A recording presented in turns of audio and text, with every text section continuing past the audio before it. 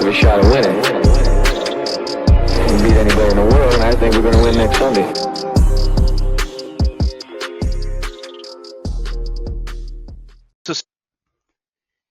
And welcome back to the New York Jets Atlantic Flight podcast.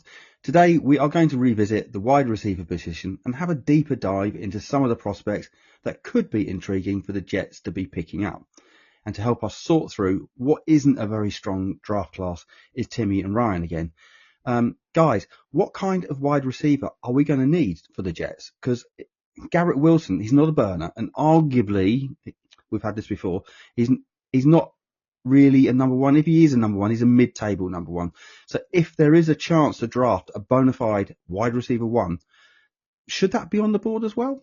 My personal preference is to draft a burner. I think this helps Garrett tons. So we get two players for the price of one kind of thing, because it helps Garrett underneath. It stretches the field. As we've talked about before, a lot of defenses are playing one high safety.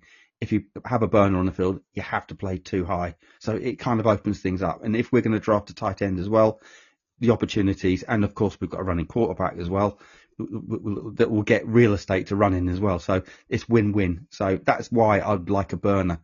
So without further ado, let's get things started. Timmy, I believe you're going to take this away.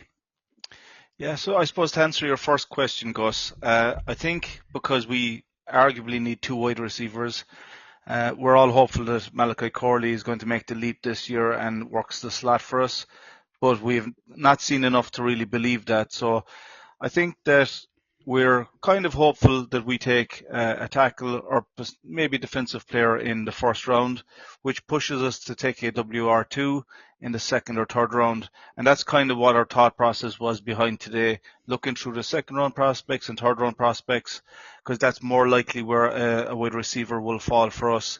Looking at the top of the draft, you've Travis Hunter and Macmillan, who might be in range. Golden and Burden are likely going to be gone by the time we're picking again. And as we were kind of talking through this, we were trying to figure out where the bubble is for the round two wide receivers. And we were kind of thinking Emeka Egbuka is likely to be the guy who is falling potentially into the second round. That's kind of the turning point where guys might be available. So to answer your question, I think we could take a slot guy. We could take a bigger bodied outside receiver, or somebody, who's an outside receiver as well that has, to your point, a bit of zip, a bit of speed. I think because we're so light at the position, I think the best one that falls is what we're likely going to have to go with. If we have a few options, I have a few ideas that we'll probably talk through here, but I think that's how it's probably going to fall. Would you agree with that, Ryan? Yeah, I think that I agree with everything you've said. The only thing I would add is that the wide receiver we're going to get, if we get a wide receiver in this draft, is going to be a project. After the elite level guys, I think that every one of the guys outside of that has a lot of fantastic traits. They all seem to have a weakness or two weaknesses, though. So there is some coaching going to be needed. But that's part of the fun of the draft, unearthing those gems, right? Absolutely. I suppose so. As we said, Egbuka is probably the first guy to talk about. Only 22 years old. He's 6'1", 202 pounds, and had a decent 40 for a guy that size, 4.48. I think he's the all-time leader in receptions for Ohio State.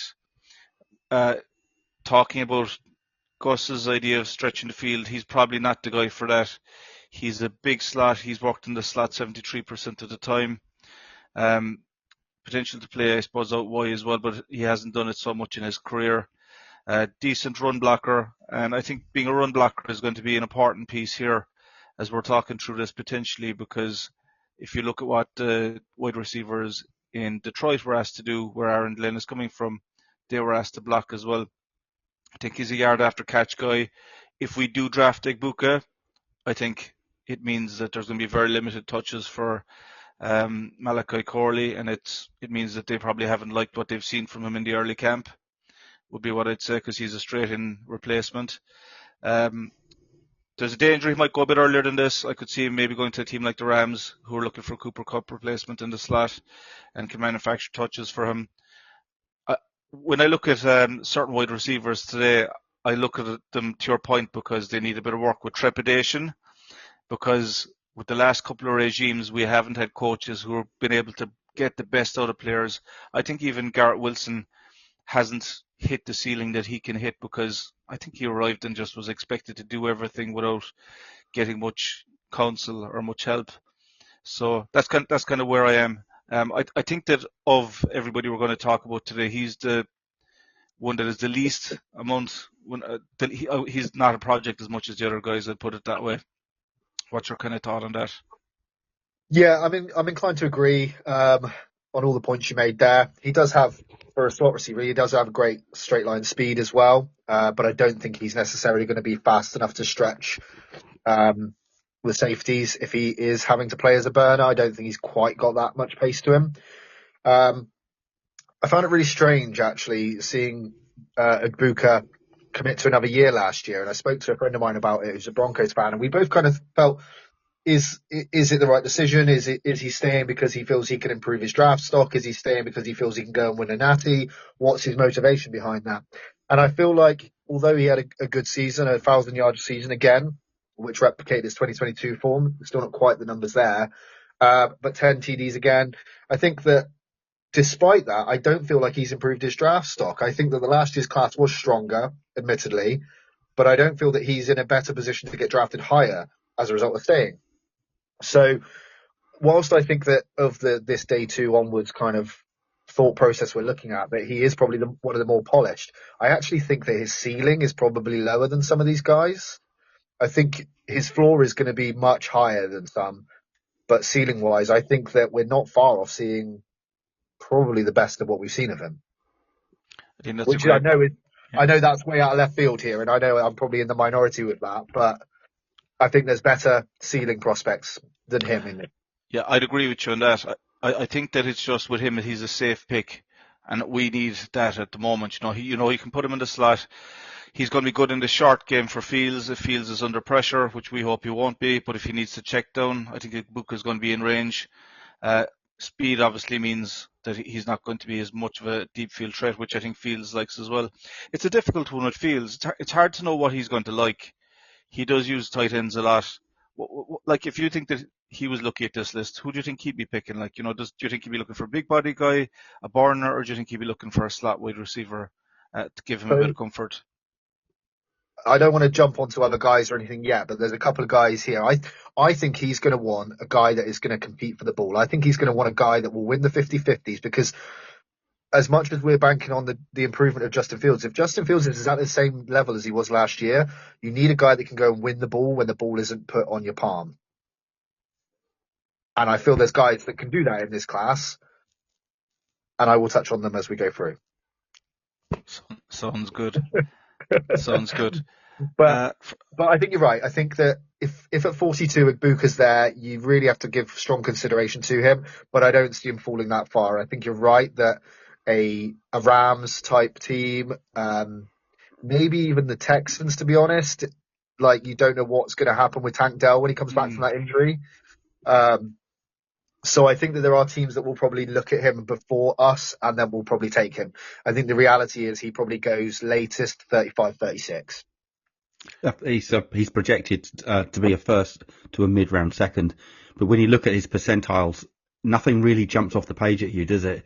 He's very ordinary. So if you are drafting him as a number in the back end of the first round, or even the top end of the second, I think it's going to be a team that's pretty much settled, like a Kansas City or somebody like that really doesn't need that receiver. And like you say, he is a project. He's not going to come in and light it up straight away. He's going to take time to settle into the league. That's the type of team that I think that he will end up going to. Of course, it's the whole Ohio State thing, and we're getting the band back together, so you never know. But if we drafted him in the second round, is that where you're saying you reckon he'll go? Yeah. I'd be disappointed if we came away with Agbuka in the second round. Same, I completely agree. I think that the shine might be taken off of the Ohio State thing after Marvin Harrison last year. I don't think that he has achieved any of the expectations that people have set out for him. So potentially that might have affected Agbuka as well if he lit it up again maybe we'd be talking about him differently as being an absolute hit based on the fact that he's coming from Ohio State. I like your point as well, Gus, about him maybe needing a little bit of work and not being just that elite player that you want to be picking in the first round. We did a collaborative mock draft with a UK and Ireland fans there during the week, and Egbuka fell to me the end of the first, and I didn't feel like he was the right player to take. I thought there was better players in other positions, and I think that's what's going to happen here, and that's why I think he might fall into the second, because there's a lot of defensive tackles there, a lot of edges in the first round that I think that will be, I suppose, more titillating for the OCs. There's going to be a few more players that I think you guys, I know that you would prefer to take over Egbuka, so it's going to be interesting to see these names popping up.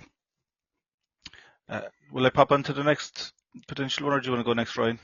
No, I'll let you go again. I'm quite happy to see the order you're taking these. So are we doing this scattergun, or are we doing this in order of where we think they'll go? I'm kind of inclined to. I don't mind whatever you think. We can go with the guy who I probably would take maybe next if you want. Yeah, I'm down for that.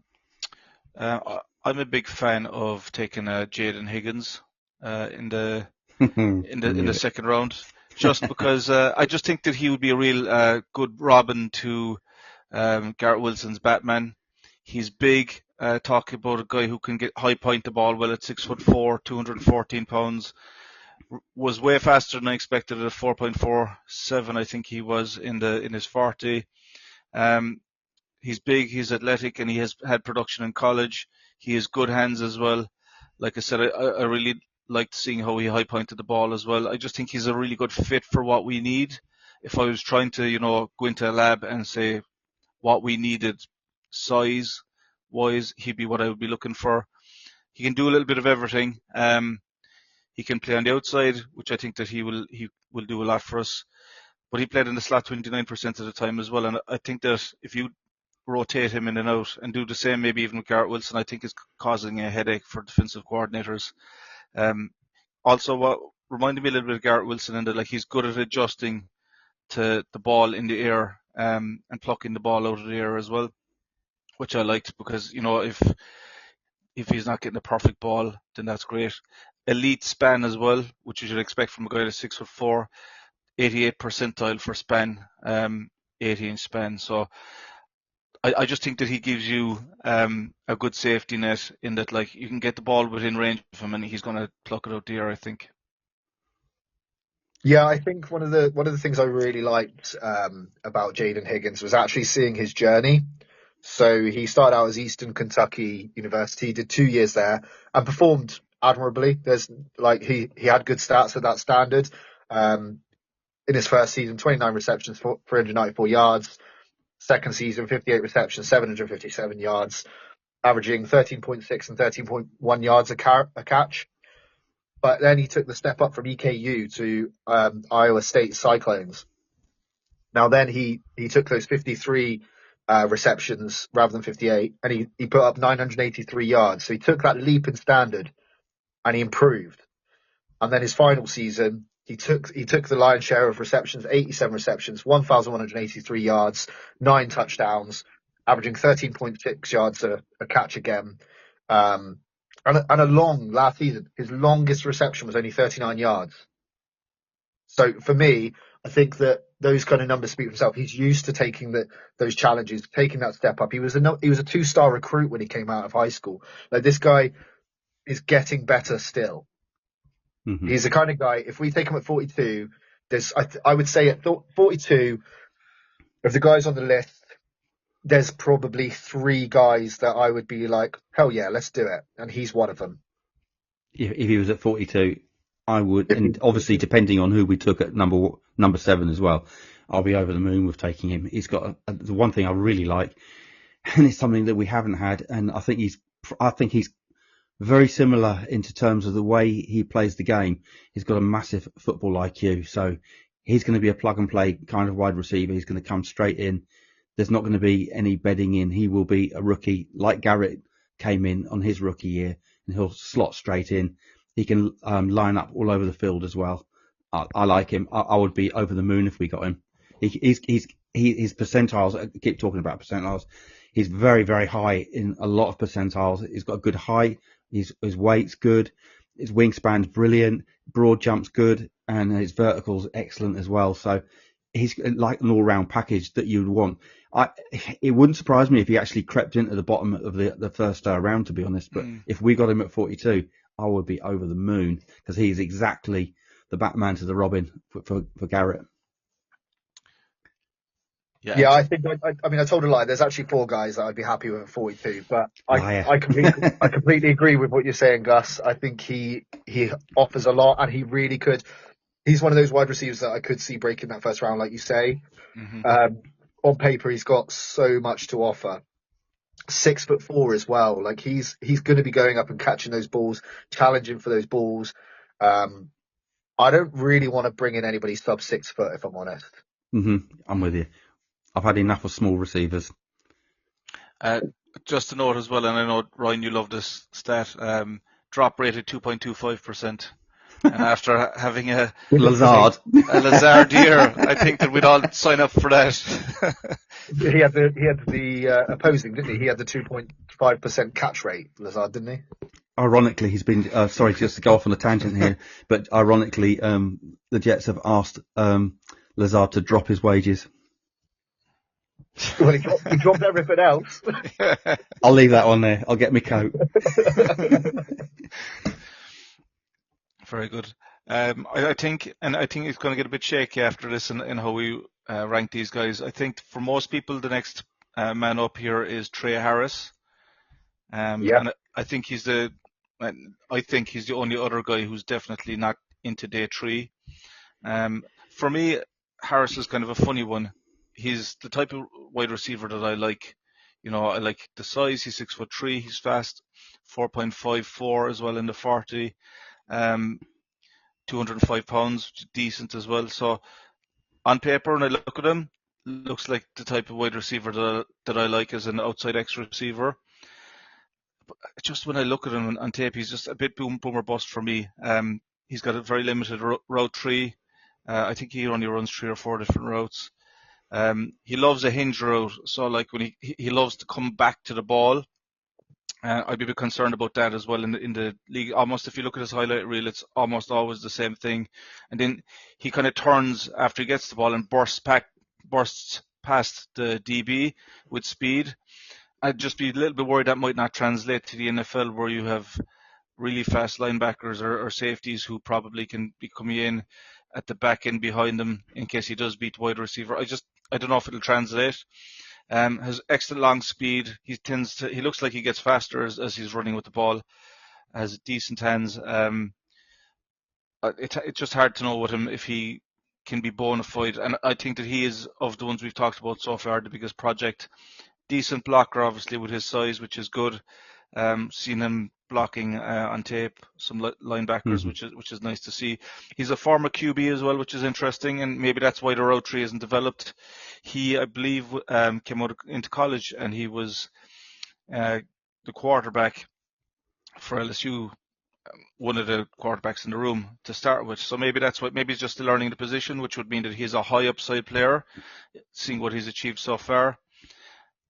Interesting one. I think a team will fall in love with him and take him in the second. I'm just, again, back to the apprehension of our coaching staff, the team who's going to get the most out of him.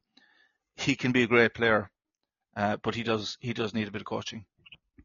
I think he would come straight in. If this was last year, we wouldn't need Mike Williams, and he would have taken that Mike Williams role. Battler, 50-50 balls. Again, a great blocker, as you say, Timmy.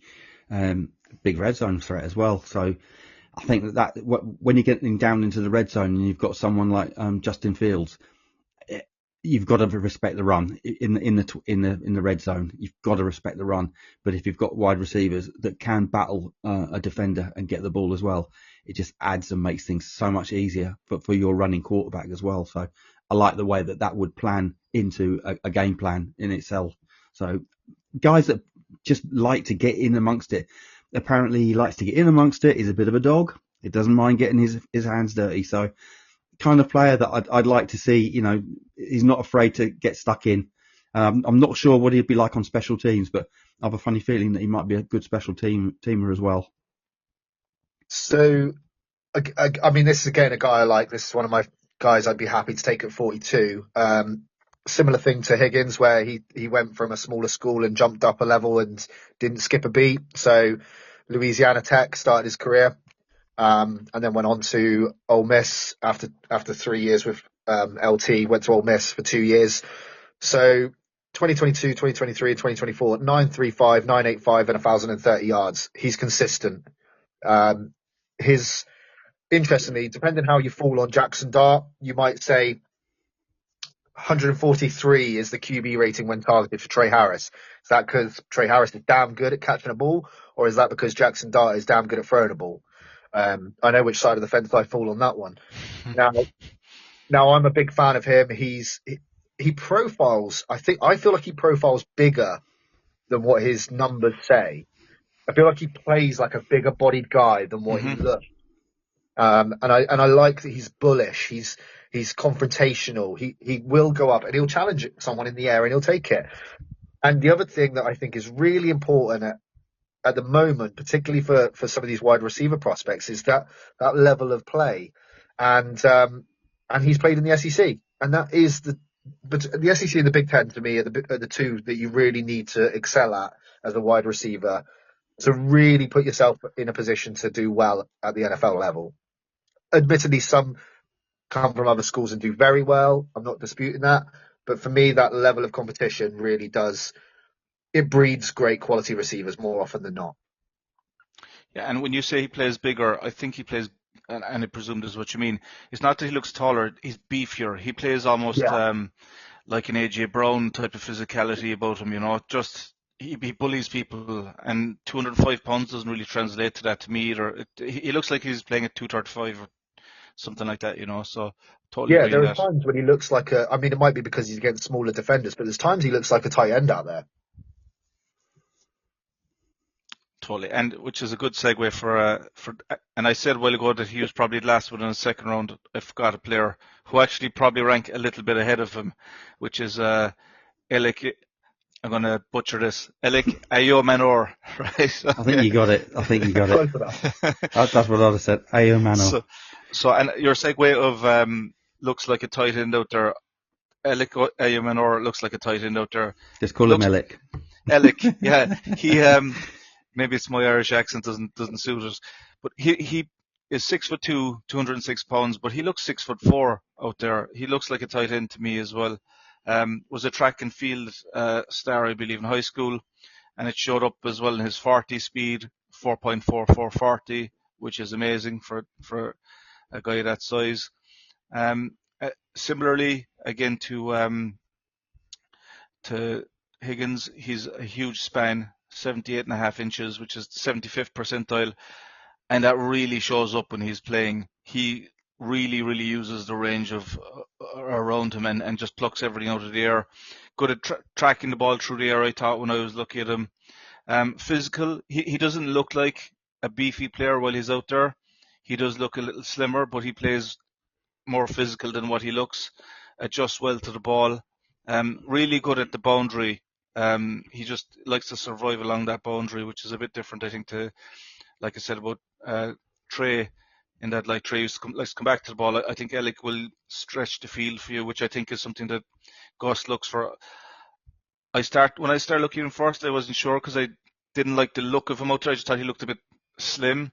But the more I watched him, I just thought, for a big guy, he's really fluid feet, able to turn on a dime as well, which was great.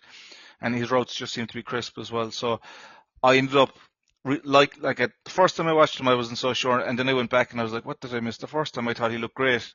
So, I'd be delighted if we came away with him, to be honest with you. Decent blocker as well. I think he's potentially maybe the best blocker of who we've talked about so far. And looking at his athletic profile, when you see how he's built, that's surprising. But really liked him. Yeah, well, I mean, if you've listened to the show before, you know I'm a fan of this guy. Imanol, I think you're right. Not only is he the best blocker we've discussed so far, but he's probably the most keen blocker. Like, he's not just going to set the edge for you. He wants that confrontation. He wants that contact. which I love. I love that in a guy. This guy, I feel like he might be the greatest project in this draft for a wide receiver. He's only got 2 years at wide receiver for Stanford. Prior to that, like you say, he was an athlete. He's born in Canada, where they play a different set of rules up there. I assume he's like played a bit of American through the years anyway. But at 6'2" as well, he is lightning quick at the top end of the route tree. I think that he if we're going to be having to put defenses out there to be honest against us, this guy could be absolutely superb. He finds the space. I mean, man coverage, it'll be interesting to see how he does against a higher standard of guy.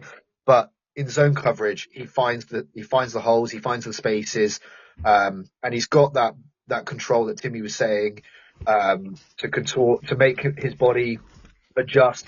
The Garrett Wilson-esque type Air Garrett catches. He's going to have those, and I think they're going to be important. I think of all the guys on our list, Ironman probably profiles best for what I would want to take at 42. There are a couple of other guys I would be happy to trade up from the 73 for, or take at the 73, but Iron is probably the most exciting. And if we back ourselves as a team that has a great set of coaches, then this is probably the talent we want to sort of hoist our flag to, because his potential to me, I think, is scary. I think it is unbelievable the amount that he has put on tape in 2 seasons. The only reason I'd have Jaden Higgins probably ahead of him is because you can say his name. Absolutely. So last year, Aymanor, and maybe this is to your point, the fact that he hasn't played the game as long, his drop rate was 8.7%, which is a little bit towards the scary end, versus, I suppose, the safe pair of hands that Jaden Higgins has at a 2.25% drop rate. And I think that's what makes him a little bit of a project. So it depends on what our coaches can do to fix that. I'd be really excited by him, but that's why I'd have Higgins a little bit ahead of him, just for that little bit of a safety blanket, a bit of security. And that would be it for me. But his yards per, I have it down here somewhere, his yards per route are pretty incredible as well. Where's he gone? 11.8 yards per route, 11.8 yards per route, which shows you how exciting he is, It would be a first for the Jets if he came to us as well, because I don't think we've ever had anybody come from a town called Medicine Hat in Alberta. Medicine Hat. It's I'm in for that. I'm fine with that. Some useless information from me. That's like somewhere a wrestler would be from, like the Ultimate Warriors, from a place called Parts Unknown, which is actually a real place. It's an island in the middle of the Pacific, but it sounds like a made-up place. Yeah. Come for the draft content, stay for the WWE factoids. There it is. There you go. You just never know what's in that mental Rolodex. So, would you agree? Say, can I direct you towards a guy on the next one? Yeah, sure. Because this is the next guy I would be considering, probably straight after Aymanor. So if we're saying that by the time we're on the clock, all the guys are gone that we've discussed today, plus the guys we mentioned the first round. So Ibuka, Higgins, Harris, and Aymanor are all off the board. Mm-hmm. We're at 42. Jack Besh is sat there staring at us. Yes. Who we go for? Yes. I'm running that card up. Loved him at a Senior Bowl. And what a great story as well, that side. So I'm surprised you said that, but I'm delighted that you did. I really like Jack Besh. Loads of people are projecting him into the 3rd round. And like, if I was a talent scout, I would take him in the 2nd. Absolutely. I think that he's such a good fit for what we want to do. And I find that I keep going back and looking at his highlight reels again and again, just because he's so rugged. Like, he's such a strong physical player. He moves around as well, which is interesting. He had 55% of his catches in the slot last year. And just, I suppose, to go back to the profile to start like he did with everyone else, he's 6'1", 214 pounds, plays again like he's a little bit bigger, really physical player, good route runner, isn't the fastest guy, which is the only knock on him, but his route running kind of helps him. So it'll be interesting to see again how that translates to the league, how he can do that without the speed. But he wins all over the field. Like, he catches the ball in so many different ways. Like, and because he moves around, like 55% in the slot means he's basically dual between the two roles, you know. Very good at catching the ball. He pluck it out the air for you as well. Catches the ball away from himself, I noticed, but can take it into his chest as well. Can go down to the ground for the ball and catch it that way. Now, that 55% is his career, so anybody listening to this who says Googles it, they'll see he was 27% in the slot last year, but far more previously. So he can do everything, right? Maybe he projects as a slot in the NFL. Another player who I think I could see maybe doesn't get to the third round, because if the Rams see him there, I think that he's someone who will interest them as well. Mm-hmm. I think he's an absolute bully. He's one of the best blockers. I don't have the numbers in front of me, but I was looking at PFF last night at the best blocking wide receivers in the draft, and he was up there. Very exciting player. I don't know if we'd take him at 42, because there might be more fashionable players there. But if we take him, I think it's a culture move. And look, the Lions were a team who were taking players, you know, maybe 5 to 15 positions higher than other people were saying they should, and it's worked out well for them. They went for the guys who were culture guys, and I think he's a culture guy. I do. He's shorter span as well. 32% is another slight knock on him, but he makes up for it in that he's very good hands. So yeah, I really like him as well. Do you know who you've just described? This is my player comp, and it should get Jets fans really excited. And when you listen back to this and think this in mind, you'll hear it and you'll see it. Wayne Corbett. That's my player comp. He reminds me a lot of Wayne Corbett. That battling quality, can catch everything, isn't afraid to run in traffic.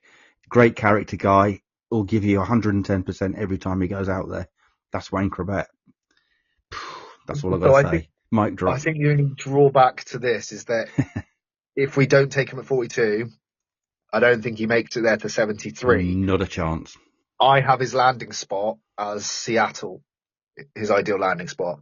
And I think Seattle would love him. I think Timmy's right as well. I think the Rams, I think he would fit fantastically in the Rams as well.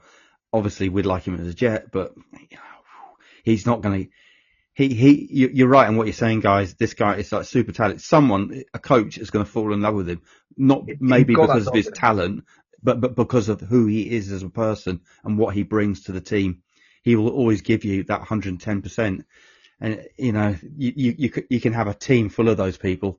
You can that are not necessarily as talented physically, but when they line up as a team, it's worth its weight in gold. And he's one of those players. He's a special player. So with Rams not having a second round pick as well, okay, he might find his way into the third round. There's a chance. I mean, there's a pathway to all of them falling, isn't there? Let's be honest. Mm-hmm. But I did think that was interesting. 64 players. He's going to be one of them. There's a lot to say about him. You guys have covered it. He's a big body guy. Despite his stats, he plays bigger again. He doesn't lose many of the contested catches. I love the comp as well. I think you're right. I think he's not gonna be one of those guys that on the face of it looks to have all the traits of being a fantastic wide receiver, but I think he's got that determination, that doggedness, and that commitment to delivering on a dream he's got, that I think he will do well. I think he'll end up having a very good career. Amazing Senior Bowl as well. Just must add that as well. Superb. I think did he get the MVP? He was the MVP. I was just going to say, was he? Yeah, he was. Yeah, but absolutely superb. I don't think we will get him. He will be probably, if we do get him, he will be my favourite pick of the draft. Yeah. There you go. So I think the next guy up is somebody who's on the bubble between the second and the third round. Chris Sims picked him as his second overall wide receiver, which may have been looking for clicks. But to be honest, when you look at him, there's a lot to like. If you're somebody who likes an explosive wide receiver who stretches the field, I think he's your guy. He's a little bit smaller than you're looking for, Gus, but I think he's exactly the type of profile you mentioned at the top of the pod, where you're mentioning somebody who is a speedster who stretches the field. He's 5'11", 190 pounds, so a little bit smaller. Good release, especially straight off the line of scrimmage. He's a lovely little stutter step, and he kind of breaks ankles when he does it, and he's just out of there, gone, because he's got such an acceleration. Tracks the ball really well through the air as well.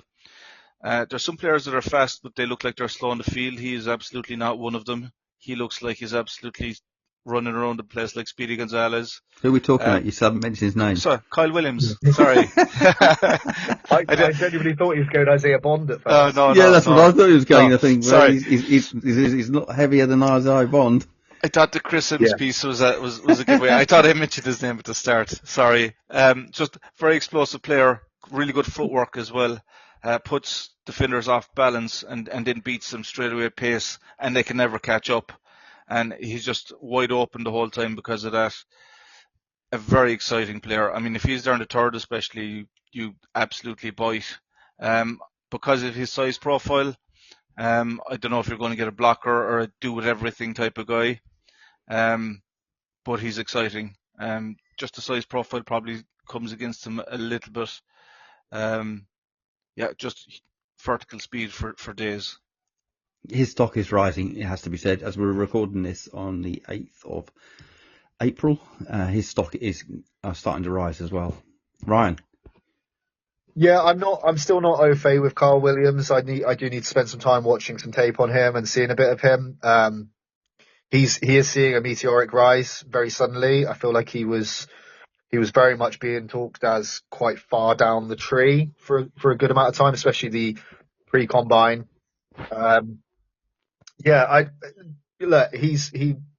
He does profile well. The speed is there. The vertical threat is there. I would sort of, like I said, I prefer him to be an inch taller, maybe 2. Mm-hmm. But I don't know if I can get that. I don't know if they'll do lifts for cleats, but I feel like I don't understand the hype to put him as wide receiver 2 of the whole class. That defies logic to me. He's not that level in my opinion. Maybe he will turn out to be in time. But I think that for the value that we're probably on the cusp of guys that we should probably be looking at 73 or a trade up to around 60 now, I think. And that's fine for value for me. I think 73, if we grabbed Carl Williams, I wouldn't be upset. I wouldn't be disappointed. I'd be pretty happy. I feel there's a sort of field of guys in that region that offer similar ability, maybe not necessarily of all the same traits, but I feel like there's a weakness in a lot of these guys. We were talking earlier about Savion Williams and not Savion Williams. Is it Savion Williams? Mm-hmm. It's Savion, whatever his name is. TCU. And basically how this guy on paper looks fantastic. He's quick, he's big, he's 6'5" and all that stuff. But he has this issue seemingly with the playbook and recognizing plays. Now, my concern with any of these guys at this stage is that they all have at least one kind of flaw. To me, Carl Williams probably is his size, maybe his blocking, maybe that's the issue there. I just don't feel like we've seen them challenged enough at that level. So it's difficult to assess sometimes, isn't it? And as much as I'd be happy with him at 73, I'd be gutted if we went as high as 42 with him. Yeah, and I wouldn't go that high either because there's just a few things in there that are scary, right? His wingspan is 9th percentile, so that's 0.9 percentile, 72 wingspan, which is tiny. So he has to be that wide open, right? He's a T-Rex. Yeah, he's like I won't say it, I get in trouble for talking about the Everton goalkeeper. So he's relying absolutely wholly on speed. Is the concern, right? And if that doesn't translate, you're stuck with a small guy who isn't able to do much else. I've got another comp as well. So I've got another comp as well. Another ex-Jets player. It reminds me a bit of Robbie Sungod as well. He can turn short plays into big plays on a short pass. Can stretch the field, but he's limited in what he seems to be able to do. I'm with you, Ryan. I think there's a lot of hype for Carl Williams. I'm missing something. I don't know what it is about Carl Williams that the likes of Chris Sims is seeing, but he's not doing it for me. So I think the hype is just around how open he is all the time. But he is a one-trick pony. It's all the one move. You put him up against a faster wide receiver in the league, and it mightn't be the same thing. Now he's going to get open. He is, because he is that fast. But there's cornerbacks come into the league now with 4.3 and 4.2 40s, and they have pace now. It's different to what it was years ago. So he's a bit boomer bust. The boom is exciting though, but he's not going to be blocking for you. Well, I wonder if I can offer a guy that maybe has similar traits, but offers you the size. Maybe he offers you the wingspan, and he's nice and quick. I mean, we're talking about a guy at 6'2", 196, ran a 4.41 40. His arm span is 30 and 5/8 on. I mean, that shows up as a 24%, so it's not great, but it's definitely a bit better. Now, I'm talking about Torrey Horton out of Colorado State.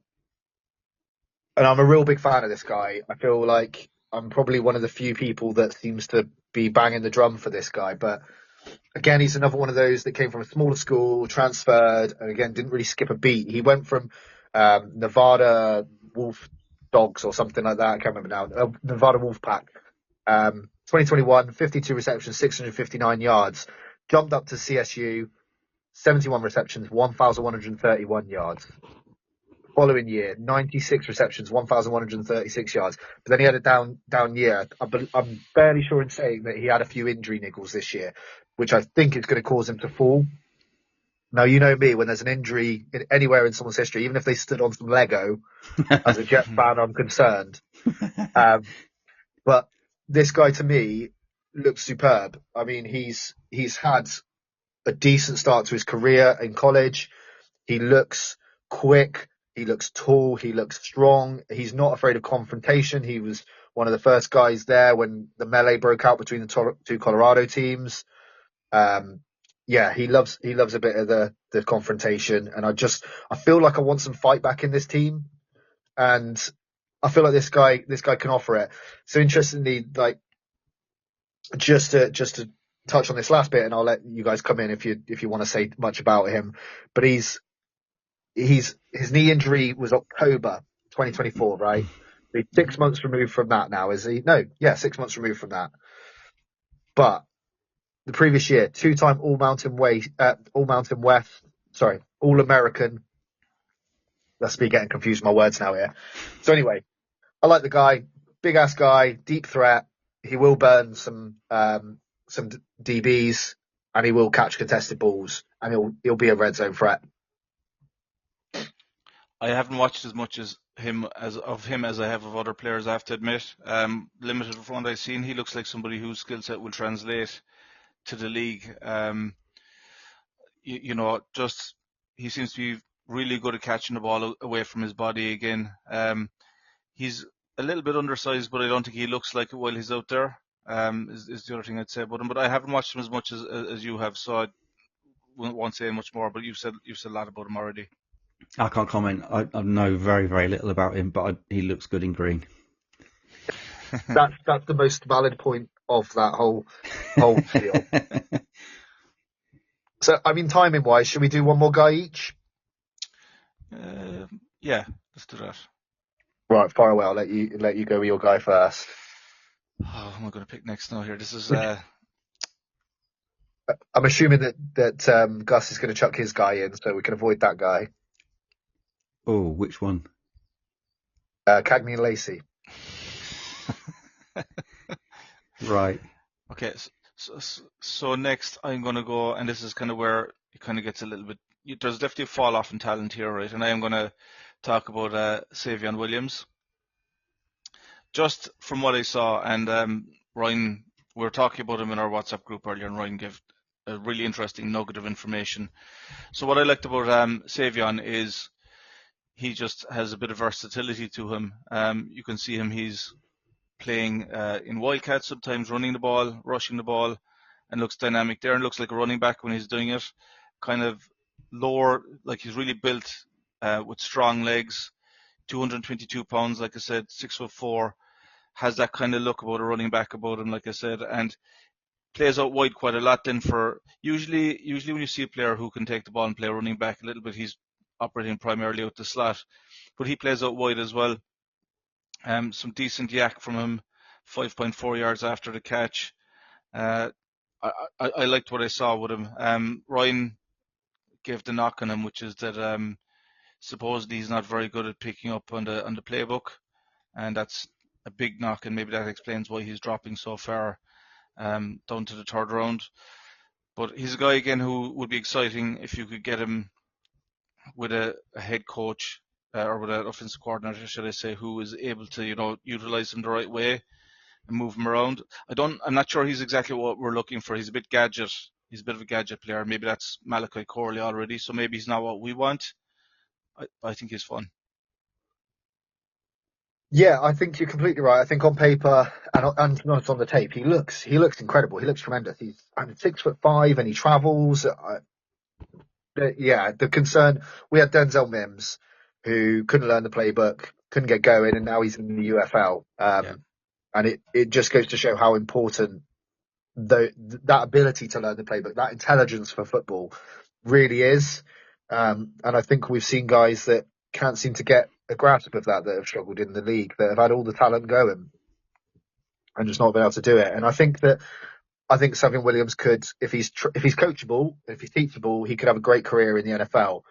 But I'm not sure a first-time head coach and a first-time offensive coordinator are the guys to try and take that talent to the next level.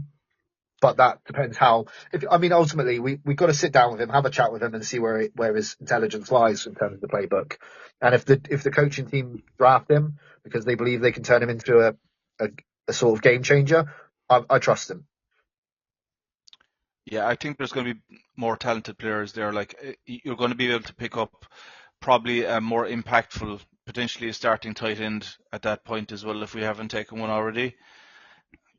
Defensive tackles in the third round. There's just more need. I just think there's better players there than where he's going to be going.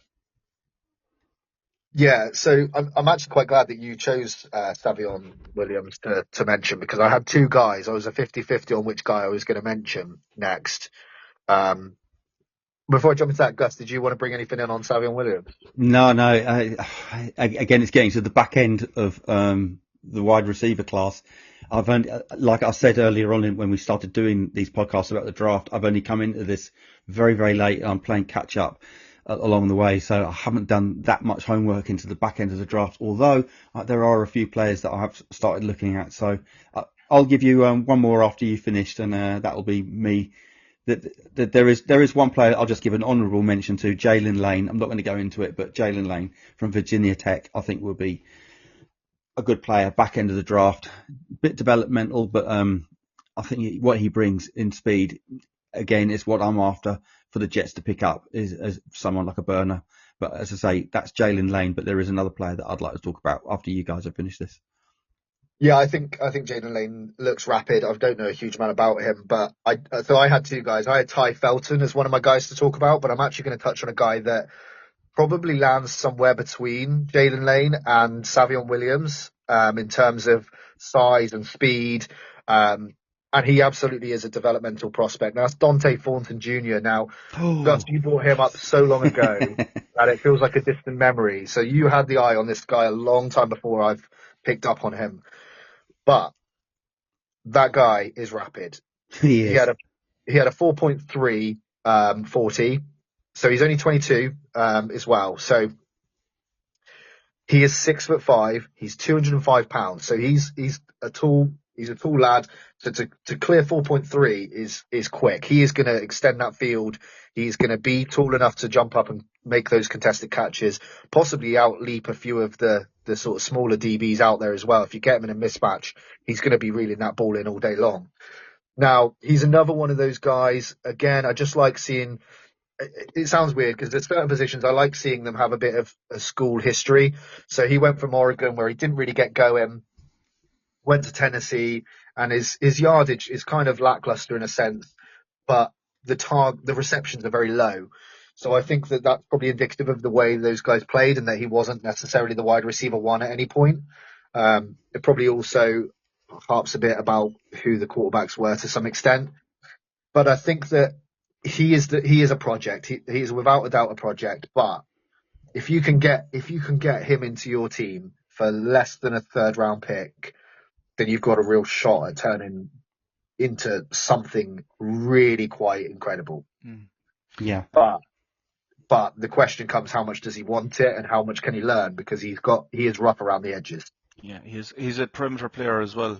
Like if you want a threat on the outside, he has that elite span as well, 75th percentile. Burning speed, like at 4.3 at 6'5", 205 pounds. It's just he's an incredible athlete, and he looks fluid as well. He doesn't look for his height. He doesn't look like clunky. You know what I mean? He looks very fluid. He's a glider.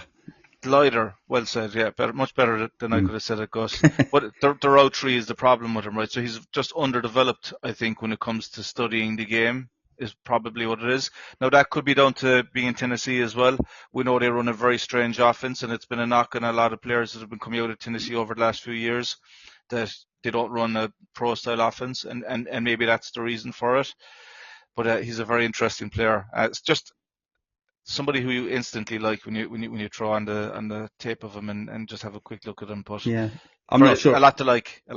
I'm not sure if that you've hit the nail on the head there. I'm not sure if it's Tennessee or him, but I said this when we first started talking about him. He's very limited in his route running tree, and if that's because he hasn't got it between the ears, or that's because of Tennessee's program, I don't know.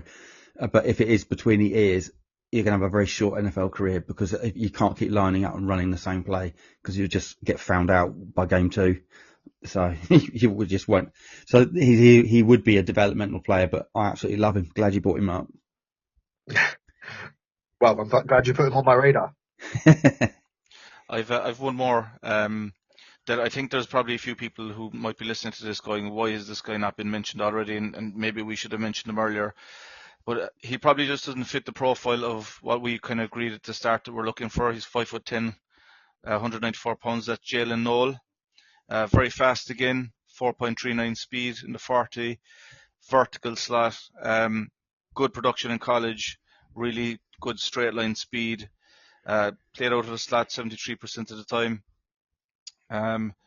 Not afraid to take contact for a guy of his size, which I liked. You know, he puts himself, like, if you put out his highlight reel, when he catches the ball, he's getting killed some of the time. And maybe it's the quarterback, but he's putting himself in the way of danger. It was just a standout thing when I watched him. I thought, not an amazing yards after catch guy, because he doesn't play, you know, he plays his size. He just takes a beating. So he's really brave, which maybe is good from a culture point of view. For me, I think he's one of the better wide receivers, we'll say, in the third round, but just a little bit undersized for me, and probably not the profile we're probably looking for this draft. And he's not going to be blocking few either, which I think is going to be important to the new regime. Yeah, reliable guy, catches everything that comes his way. But as you said, I think at the end of the day, the biggest knock is his size. We've already got Malachi Corley, who is that player, slot receiver. So bit of a gadget guy, but he's a lightning in the bottle as well. 4.39 he ran, and a Senior Bowl player as well. Ryan? Yeah, I've not got a huge amount to add on him. I think that probably a reason I've shied away from looking at him too much is that size. I think that as the league's evolving, those undersized receivers are struggling more and more to stay in the league and stay healthy. And there's very few that actually do stay in the league and excel. So he's a guy that I think for the right value, I wouldn't be averse to taking a risk, but I just think that there's probably better options out there at better value. But that's a personal thing. I got my last one. I'll just drop this in here. You'll know this guy, Ryan. He's a Florida Gator, Kamari Dyke, 6'1", 196 pound. So just about right on the body side of things. He can pick apart a defense, especially a zone defense. He can find a lot of space, and he's got great hands. I'm not going to go too much into this. There's a chance this guy might even go undrafted. So you're looking at round 6, round 7, maybe even undrafted, but he's definitely worth taking a look at. Did you see him play at all, Ryan? So I've watched a fair bit on him the last season, particularly. I really like Jim DK. I think he's great. I think he was a great locker room presence at Florida as well. And the interesting thing to note is that his quarterback from Wisconsin also came through to Florida in the transfer program first, and then DK followed. And what was interesting is as the season went on, Mertz actually got injured. And then DJ Lagway had to step in. And then when DJ Lagway got injured, we had another guy step in. And DK was always the target if we were in a pinch.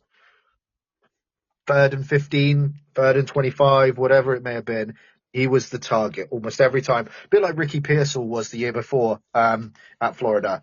Like, you look for your guy that you know has got the solid hands, you know that's going to beat his man, and you know he's going to deliver that first down. And DK was very much that for large parts of last season. So I'm a big fan. I think he really has the ability to succeed in the NFL. And I do think he could go UDFA, but he could also squeak in as high as round 3, because I feel like he's got that ability to be good enough to get drafted there if someone falls in love with him. And depending on how people view his combine, his tape, his pro day, all that stuff combined. And actually then when they sit down and talk to him and realize that this is a really smart guy, he understands the playbook. His route running was varied as well. He's shown up at the Senior Bowl and looked good. I think this is a guy that has got a lot of opportunity ahead of him. It's just going to come down to where somebody likes him. I mean, the 4.34 at the combine completely stunned everyone. Mm-hmm. And I think he's great. I'd love to see him in a Jets jersey. The other thing as well, just want to add, is the other thing as well. And when you're taking a player round 6, round 7, the day 3 picks and all that, is if they can play special teams, that's another string to the bow. And this guy can play special teams, so there's a chance. Get Gibson out of the team, please. So he could quite easily take that role. Timmy, I do think he's a day 3 prospect just because of his drop rate being at 10%, but every other aspect of him, his span is a bit lower as well as about average, but every other aspect about him is, what we're looking for. He's a very good blocker. Again, PFF called him out as being one of the better blockers in the draft. 6'1". He looks much bigger though. He plays like he's 6'3", to be honest with you. 196 looks bigger than that as well. I really liked him as well. Just really physical. Goes up for the ball, high points the ball as well. He's a player I really like, and I think we'd probably be doing a pod at the end of the second round of the draft talking about day 3 guys, and he's somebody who I think that we'll be talking about. He's a physical beast. I like him. Mm-hmm. I wouldn't mind having him. Again, when you get to these later round picks, it's a punt, isn't it? You're looking for guys. You're looking for that pot of gold. There's a good chance he could be that. So that was my last one.